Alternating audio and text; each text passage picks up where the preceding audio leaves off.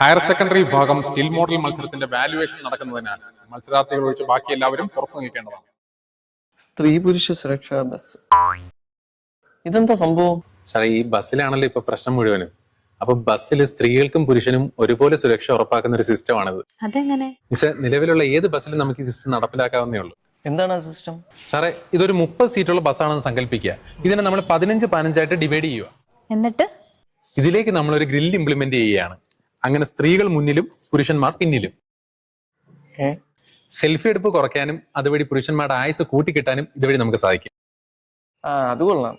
പക്ഷെ ടിക്കറ്റ് എങ്ങനെ കൊടുക്കും? ഈ കണ്ടക്ടർമാർക്കെതിരെ ഇതുവരെയും റീൽസ് ഒന്നും ഇറങ്ങാത്ത സ്ഥിതിക്ക് അവര് സേഫാണ് സാർ.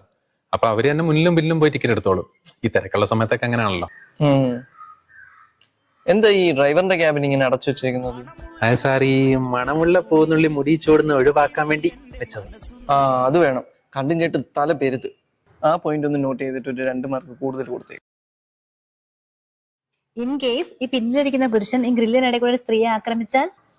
ഇത്രയൊക്കെ ചെയ്തു വെച്ചിട്ട് ഇതിന്റെ ഇടയിൽ കൂടെ ഒരുത്തം കുത്തിക്കിടപ്പ് കാണിക്കുന്നുണ്ടെങ്കിൽ അവന്റെ ചുക്കിരി അണിച്ചെടുക്കണ്ടേ മിസ്സേ? അല്ലേ സാറേ? അല്ല പിന്നെ